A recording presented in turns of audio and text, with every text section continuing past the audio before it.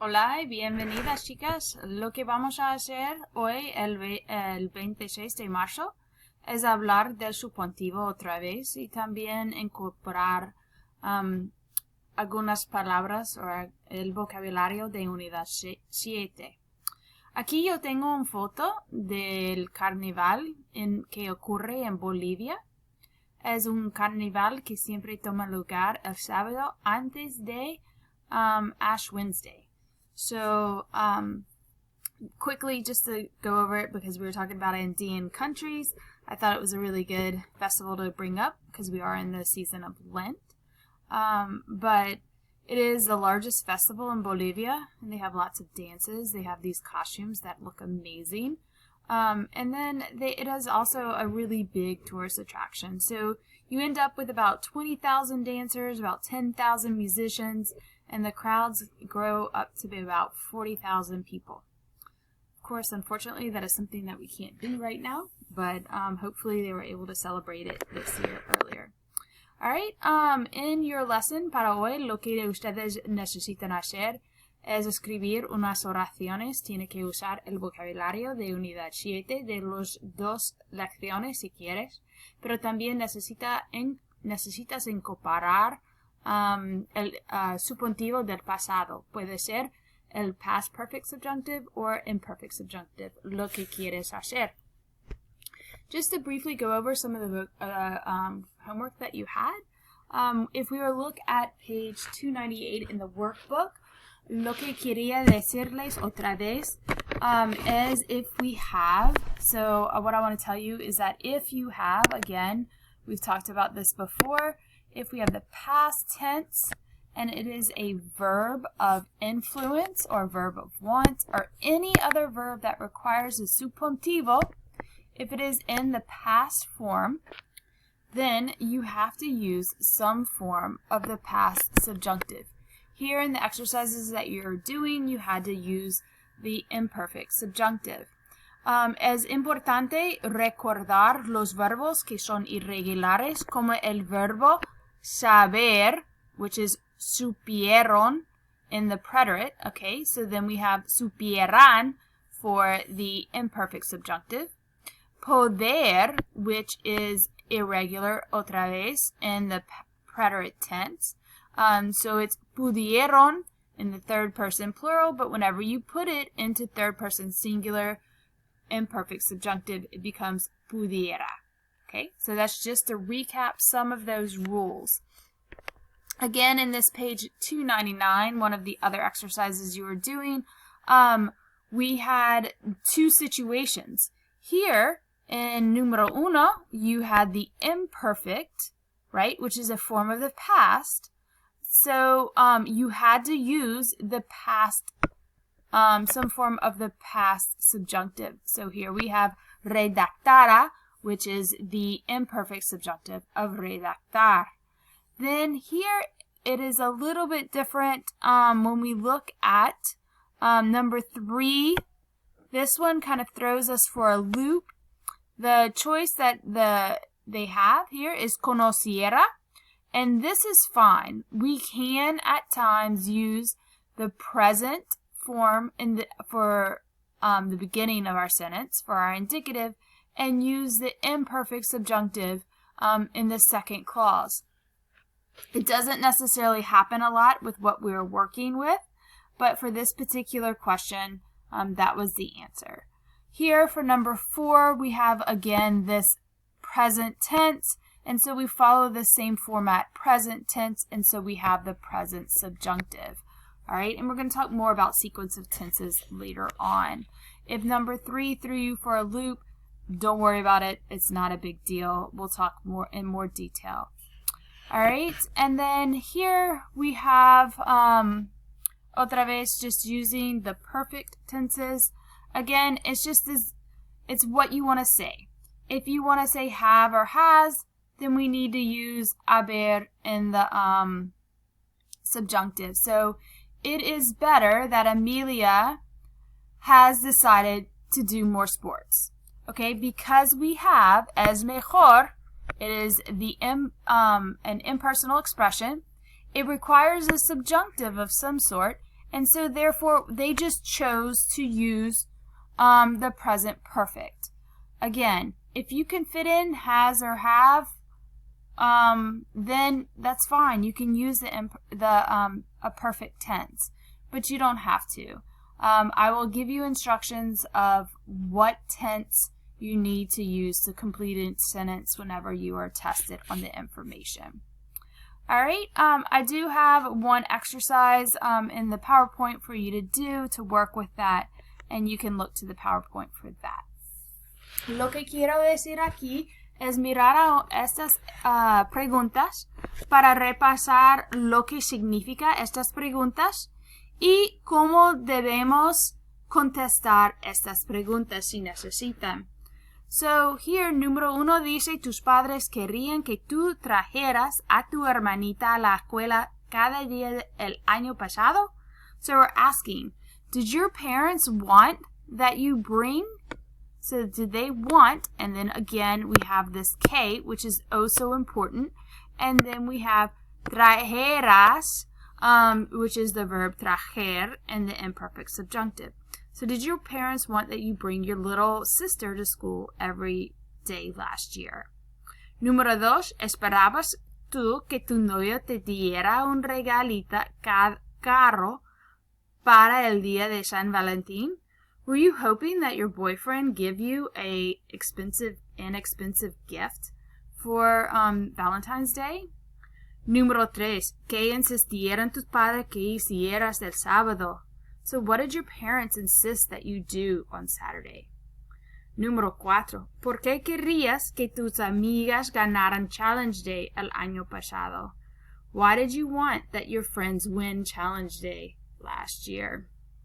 Sorry if that's a sore subject. Hopefully it will come to be just at a later date. And ¿qué pediste que tus amigos cocinaron para el desayuno el domingo? So what did you ask that your friends cook for breakfast on Sunday?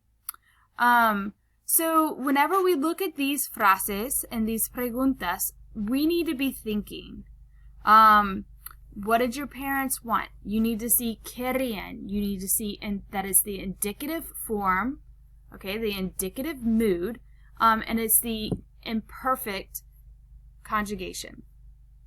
Trajeras is the subjunctive mood in the imperfect subjunctive. Esperabas is going to be the indicative mood in the imperfect form or tense. Diera is going to be the subjunctive in the imperfect subjunctive. Insistieron is going to be the indicative mood in the preterite tense. Hicieras is going to be the subjunctive mood in the imperfect subjunctive. Querías is going to be the indicative mood in the imperfect tense. And ganaron is going to be the subjunctive mood in the imperfect subjunctive form. And pediste, the indicative mood in the preterite tense. And cocinaron is going to be in the subjunctive mood in the imperfect subjunctive. So again, this is where those charts that I had you do for your third quarter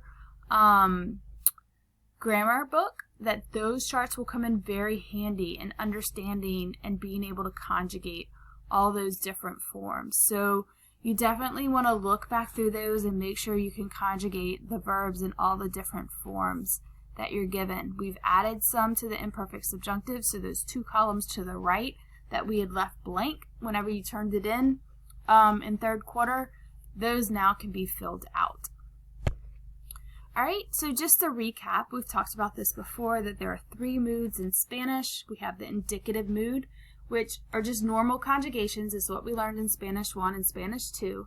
I walk to the store every day. I study when I get home for school. I will talk to my friends this afternoon. Those are all just normal, regular, indicative mood conjugations. Then we learned the commands, which is also called the imperative mood. And so that's whenever you're telling a person or a group of people of what to do or not to do. And then the subjunctive.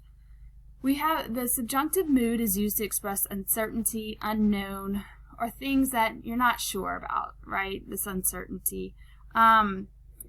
it is used in English, but very, very rarely. So like, if I were a butterfly, right, the were is going to be the subjunctive mood, but we don't use it a whole lot. We don't talk about it a whole lot, but it is used a lot in Spanish. So you really do need to know this, and that's why I stress it so much. Okay, so going back to what I was talking to about those charts, the indicative mood, so far we've learned how to conjugate in the present. We've learned how to conjugate in the preterite, the imperfect, the conditional, the future, the present perfect, past perfect, and future perfect. If you don't remember any of those tenses or how to form any of those tenses, then you need to go back and recap and review how to form those verb conjugations. It is very, very important that you be able to identify all these different tenses and understand when they're used in the indicative versus the subjunctive. All right, so what I have here is el verbo trabajar. And just, I would like for you to go through and just conjugate trabajar in the indicative form in all these different tenses. Okay, so do that on your own, pause the video, and then I'm going to give you the answers in just a minute. Okay, so these are all the conjugations. Hopefully you can check your work and see that hopefully you got them all right. Going forward to the subjuntivo, the subjunctive, so far we've learned the following tenses in the subjunctive mood: the present subjunctive, the imperfect subjunctive, the present perfect subjunctive, and the past perfect subjunctive. Remember that these perfects, just like the same exact thing, these perfects are just have or has or had plus another verb. Whenever you have a perfect, remember that your second verb that's in the past participle always ends in O. All right, so what I'd like for you to do with the verb trabajar is to do the same conjugations, but in the subjuntivo. Now, not all of the conjugations, because we don't have all of those in the subjunctive. Okay, so what I've done here is the verbo trabajar. I have it, I would like for you to conjugate trabajar in the present yo form of the subjuntivo, the imperfect form of the subjuntivo, using yo as your subject. And again, yo is your subject for both the present perfect subjunctive and the past perfect subjunctive.